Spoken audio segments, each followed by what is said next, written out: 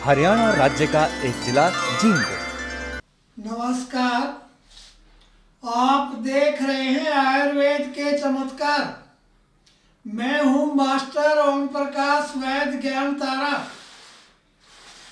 मेरे देश के अंदर काफी जड़ी बूटियां होती हैं, उनको कोई प्रयोग नहीं करता। लोग वैसे ही अपने को संवारने के लिए और अपने ऑफिस को सजाने के लिए और दुनिया की वाई लूटने के लिए काम करते हैं। मैंने ये कार्य सन 1968 से शुरू किया था और इसके ऊपर मुझे सफलता मिली। आज का मेरा अपना विषय है माइक्रोलॉजी। माइक्रोलॉजी के ऊपर मैं शोध कर रहा था। मैंने सन 1992 और 93 में इस बीमारी के बारे में पता लगा। मेरे शरीर की शक्ति कैसे कमजोर होती है और कितने सूक्ष्म जीव आदमी को मौत के घाट उतार देते हैं। इसके बारे में मैं आपको कह रहा हूं। संसार वाले यूं कहते हैं कि HIV का कोई इलाज नहीं होता और यहां तक भी कहते हैं ये बिल्कुल असंभव है और एक आदमी को ये दवाई खानी पड़ेगी या उसकी मौत हो जा सकती है। मेरे देशवासियों, इसके विषय में सन 1968 से लेकर आज तक मैं इस धुन में लगा रहा। मैं माइक्रोलॉजी में इस वायरस को कैसे मारा जाए जो हमारी शरीर की इम्यूनिटी को समाप्त कर दे। परंतु इतनी निराशा लगी, कोई आशा नहीं थी कि इस रोग का इलाज हो सके। संसार के वैज्ञानिक, दुनिया के डॉक्टर इस बात को कहने लगे ये HIV का वायरस काफी सूक्ष्म है और ये कोशिका के आसपास रहता है।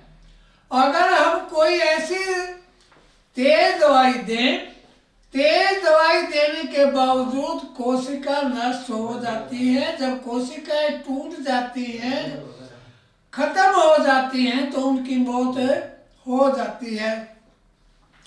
संसार को, दुनिया के डॉक्टरों को मैं चैलेंज करता हूं, HIV का इलाज है। हमारी शरीर की शक्ति अक्षीण हो जाती है। मैंने इस प्रयोग में काफी समय बिताया, हर बार मुझे निराशा हाथ लगी। एक दिन मैं सोच रहा था, मेरा देश का किसान एक भगवान है। अगर हमें समय पर भोजन ना मिले तो मेरे क्या हर एक आदमी जानता है उसकी पाचन क्रिया, श्वास क्रिया और नाड़ी तंत्र अच्छी तरह से काम नहीं करता। ये भोजन के विषय में मैं बता रहा हूं।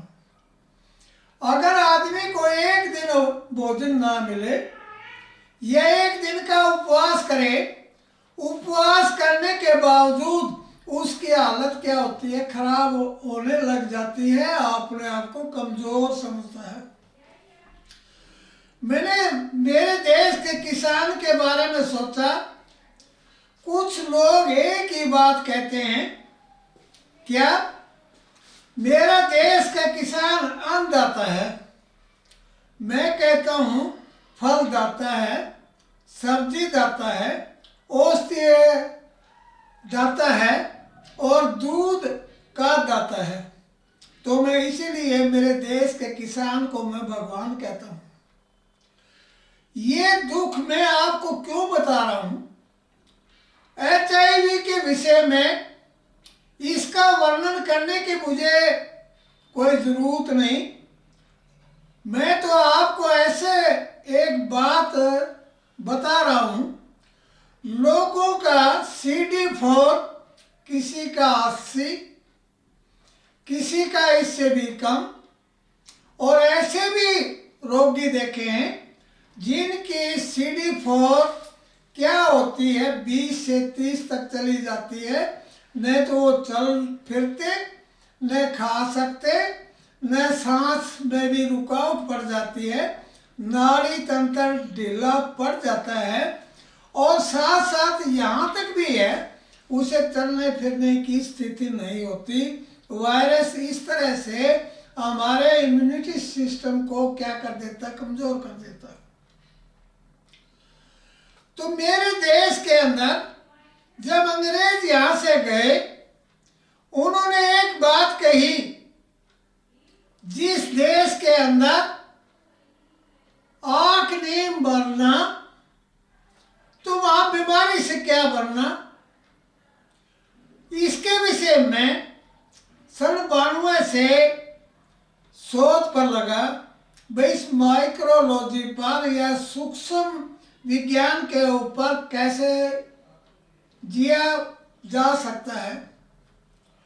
जो शोध करता होता है पहले उसका अपमान होता है, बाद में उसका सम्मान होता है। तो माइक्रोलॉजी के ऊपर मैं शोध कर रहा था। मेरे पास 5 व्यक्ति इंदौर से आए, और इंदौर से आने के बाद एक पहला व्यक्ति था जिसका CD4 कितना था, 80 था। एक दूसरा था उसका 120 था, एक का 240 था, एक का 440 था, एक का 560 के आसपास था। उनकी हालत बिल्कुल जर्जर थी। जो 300 से ऊपर या 540 के आसपास जिनकी CD4 थी वो ठीक थे, दवाई खाने लायक थे, और उनके दिमाग में एक बात बैठा रखी थी, जो ये सरकारी अस्पताल से दवाई मिलेगी इसको छुटाने वाला कोई पैदा नहीं हुआ।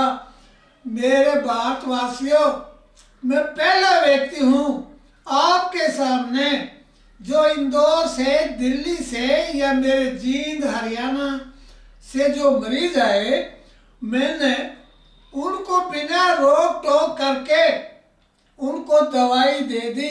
1 महीने के बाद हर एक का फोन आया, उनकी जो CD4 थी किसी की 1562, किसी की 1540, किसी की 1578 तक पहुंची, और उन्होंने फोन किया, ये क्या जादू है, हम स्वस्थ हो गए, हमें भूख लगती है, ठीक नींद आती है, ठीक हमारा दिमाग काम करने लगा है, खुशी का ठिकाना न रहा।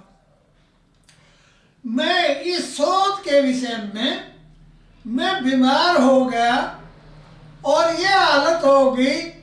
मैं कभी सोचा करता था संसार को मैं कुछ दूंगा, और ऐसा दूंगा जो आज तक किसी ने नहीं दिया। इसके पीछे कारण क्या था HIV का, जो मेरा शोध कामयाब हुआ है, और संसार के हर एक डॉक्टर को मैं दिखा रहा हूं, और इसके पीछे और कई बीमारियों के मैंने शोध किए। सन 1980 से लेकर 2010 तक मैं WHO के चक्कर काटता रहा, आज कुछ नहीं लगा। उन्होंने अपनी ही बात कही, मेरी बात मानने के लिए तैयार नहीं हुए। दिल में बड़ा दुख होता है।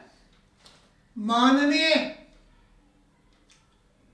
मेरे देश का सुप्रीम कोर्ट में मैं कोरोना के विषय में केस डाला, तो उसमें मेरे को फाइन हुआ, और यह कह दिया गया कि आपने कोर्ट का समय बर्बाद किया है। ये धक्का इतना बड़ा लगा। मेरे देश की जड़ी बूटियां कोरोना को समाप्त कर सकती हैं, 101% समाप्त कर सकती हैं। इसी बात को लेकर मैं बीमार हो गया। कम से कम 1.5 साल के बाद मैंने ये शूटिंग की है। लोग मजाक करने लगे। डॉक्टर HIV के विषय में CD4 के बारे में एक ही बात कही, CD4 को बढ़ाया जा सकता है परंतु पॉजिटिव से नेगेटिव नहीं बनाया जा सकता। मेरे दिमाग में एक जिद थी। पहला झटका तो मेरी रिसर्च के ऊपर काफी पैसा बर्बाद हो चुका था।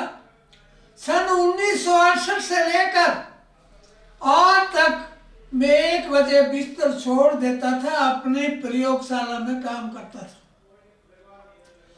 जब मेरे जिनको मैंने दवाई दी थी, मैं निराश हो चुका था, इतना बीमार हो गया था। मैं चाहता था अब तो कफन को ओढ़ना ही पड़ेगा, परंतु मेरे दिल और दिमाग में ऐसी खुशी आई। जो जबलपुर से मेरे पास एक मरीज आता था, उसने ये कहा कि मेरी CD4 बढ़ गई और मैं स्वस्थ हो गया हूं। मेरा वजन 46 किलो था और 66 किलो आ गया है।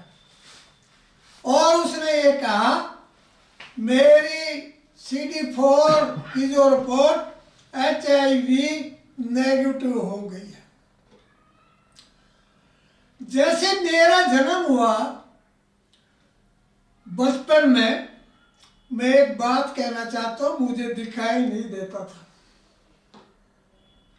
न दिखाई देने के कारण सन 1961 की बात है, दिसंबर के महीने की बात है, 2 साधु आए और उन साधुओं ने मेरे को 7 पुड़िया दी, केवल 7 पुड़िया। और मेरे माँ बाप को समझाया गया भाई इसको मलाई में देना है। दुर्भाग्य की बात मेरे लिए थी और उस दिन से 2 दिन के बाद मुझे दिखाई देने लगा। मेरे गांव के अध्यापकों ने मेरे से स्कूल से निकाल दिया था, तुम्हें दिखाई तो देता ही नहीं, तुम्हें कैसे पढ़ाएं। तो ये बात कर रहा था मैं आपसे HIV की। जिस देश के अंदर इस तरह की जड़ी बूटियां आज से 5000 वर्ष पहले, अगर आपने आयुर्वेद के दर्शन करने हैं मेरे देश के किसान के खेत में या मेरे देश के जंगलों में, नहरों के किनारे या बगीचों के अंदर काफी जड़ी बूटियां मिलती हैं जो HIV को बिल्कुल समाप्त कर देती हैं। मेरे 22 रोगी ठीक होने के बाद मेरे शरीर में दोबारा से रक्त संचार होने लगा, मेरी जान में जान आ गई। इसके लिए क्या है, हमने जो रोगी आए थे जबलपुर से, मैं परेशान था, उधर से कोर्ट ने मेरी बात नहीं सुनी तो मैं परेशान था। उधर से मेरे जो रोगी थे वो कहते थे आराम नहीं हो रहा। जब उन्होंने कहा कि 1 ही महीने में हमारी CD4 इतनी बढ़ गई, दुनिया के डॉक्टरों से जब मैं बात करता था, कहते CD4 जो बढ़ते हैं वो बहुत धीमी गति से बढ़ते हैं।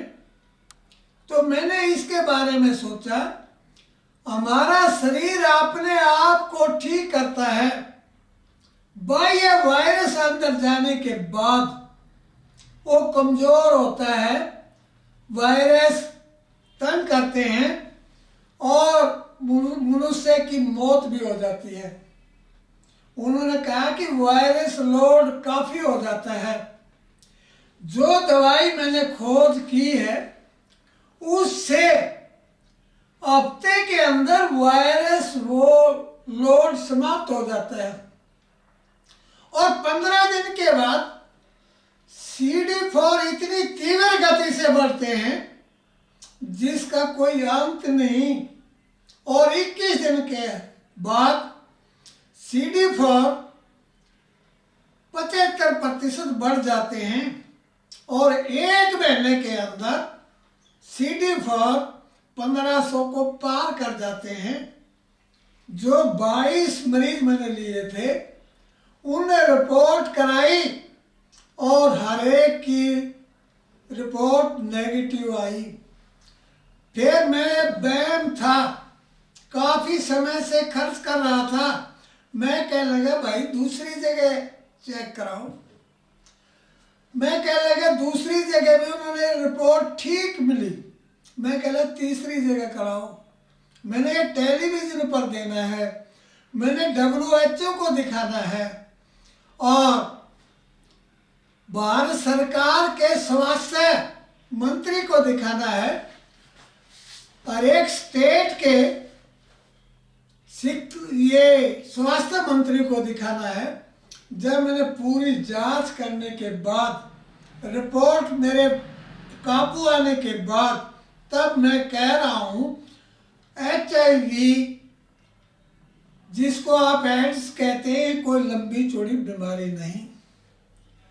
अच्छा, जो कम उम्र के हैं उनका तो मैंने जो प्रयोग किया है 1 महीना, 35 दिन, 40 दिन या 45 दिन में बिल्कुल हमेशा के लिए समाप्त हो जाते हैं।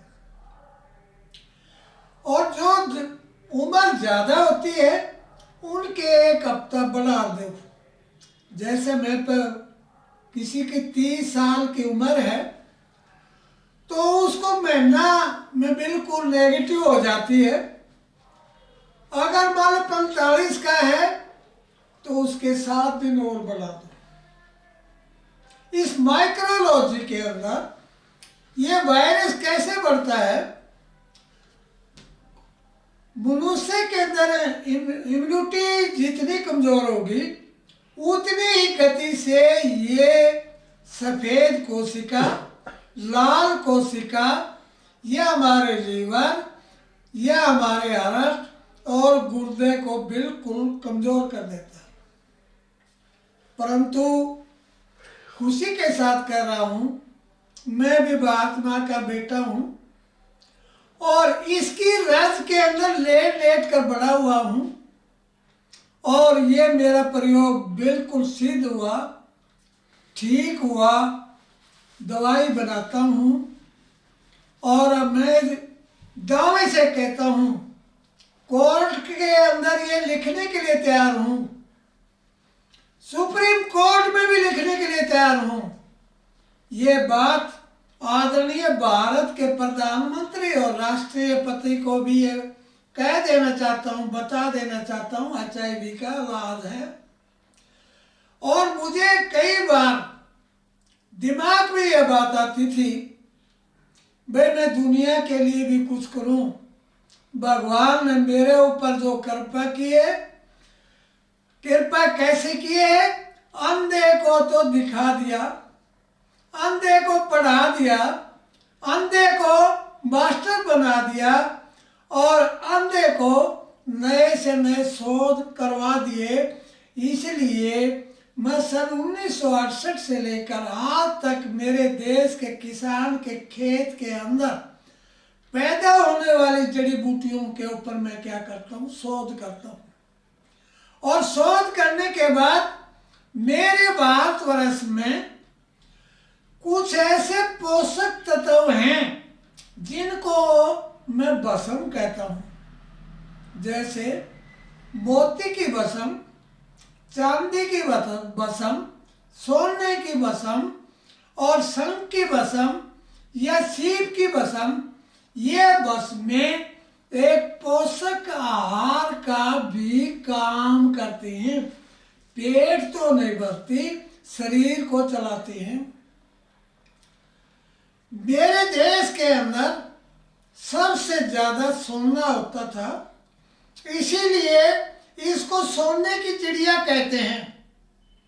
और सोना इतना होता था, हमारे यहाँ मलमल बनती थी, विदेशों में जाती थी, और लोग उसके पर, मेरे भारत के लोग मलमल के पीछे सोना लेते थे। 5 किलो बाट के साथ, 5 किलो शेर के साथ सोने के वो तकड़ी के अंदर तोलते थे। तो इसके बारे में मेरे आयुर्वेद में ये पोषक तत्व जो मैं आपको बता रहा हूं, चाहे नोट कर ले, चाहे सुन ले, चाहे लिख ले, मेरे देश के अंदर सोने की भस्मों का खाने का रिवाज था और सोना पर्याप्त मात्रा पर था। विशेषकर मेरे देश के अंदर जो राजा होता था, उसके पास क्या एक वैद होता था। वो वैद क्या करता था, राजा की शुद्ध बुद्धि रखने के लिए, उसे बलवान बनाने के लिए और उसको सुंदर बनाने के लिए इन चीजों का प्रयोग करता था। और इन चीजों का मैंने भी प्रयोग किया। किसमें किया? HIV के वायरस के ऊपर किया। जैसे गोल्ड है, गोल्ड के बारे में मैंने सुन रखा था, पढ़ रखा था। जैसे मेरे भारतवर्ष में सोने के गहने गले में पहने जाते हैं आज भी, पहले भी। बीच में एक नुक्स आ गया, सुनार शोषित सोने के आभूषण नहीं बनाता। जैसे कान में, नाक में, गले में, बाजूबंद पर, हाथ में सोना पहनने का रिवाज है। HIV के ऊपर, इसके ऊपर मैंने सोचा और खोज किया। जो आदमी हाथ में कड़ा पहनता है, उसके शरीर में कोई भी वायरस अंदर नहीं जा सकता। जो आदमी नाक में आभूषण पहनती है, जैसे मेरे देश की बेटियां बहुएं पहनती है, कोई भी वायरस अंदर नहीं जा सकता। और जो कान में जो पहनती है, उनके अंदर कोई भी वायरस अंदर नहीं जा सकता।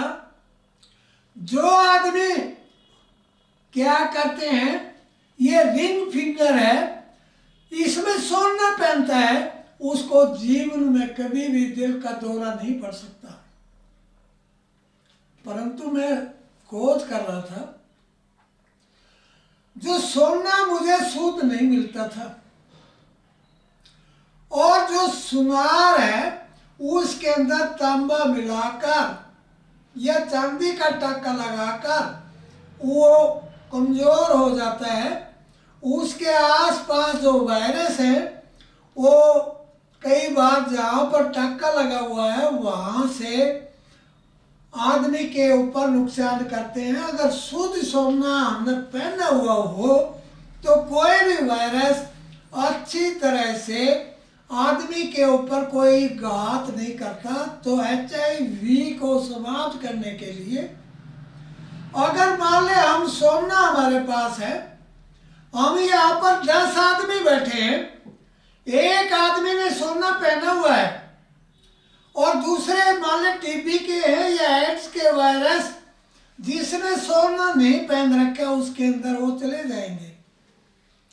और सोना पहनने के बाद कोई जहाँ रास्ते में कुत्ता मरा हुआ है, पशु मरा हुआ है, या बुरी गंध आ रही है, उस गंध को सोने के वायरस से वो दूर हो जाते हैं।